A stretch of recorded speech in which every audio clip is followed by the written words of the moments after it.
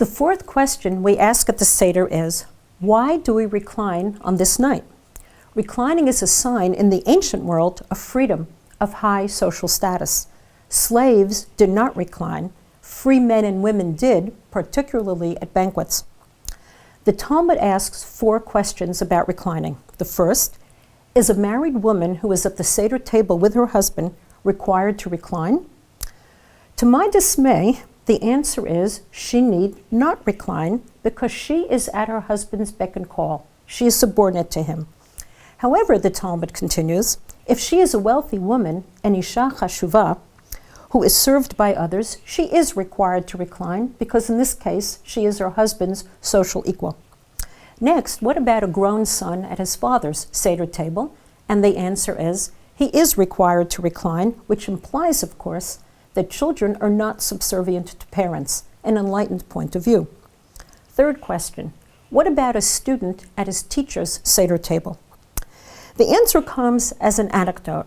Abaye, then a junior rabbi, relates that when he and his colleagues were at the Seder with their mentor, Rabbi, they sat in a circle and each leaned back on the knees of the person behind him.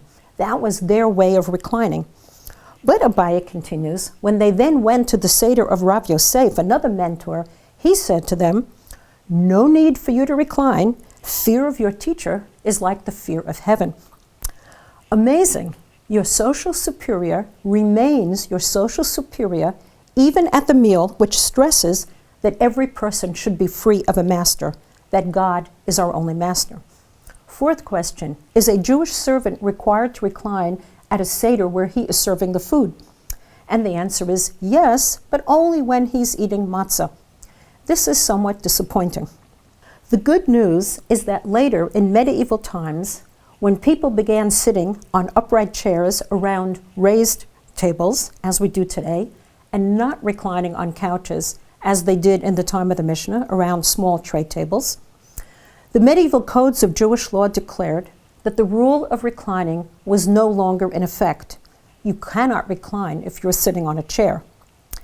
Those same codes of Jewish law also said that all women are aristocratic and hence do need to recline, except that we don't recline anymore according to those same codes. But wait, don't we today still give a pillow to the Seder leader to lean on, and maybe also to the rest of the guests? Well, I'm sorry to disabuse you of cherished notions, but the codes of Jewish law say that the pillows are merely symbols of reclining, that they are not actual reclining when we lean on them. So what should we do?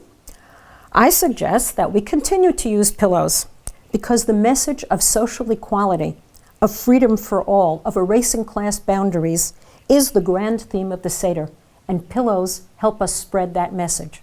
So bring them on.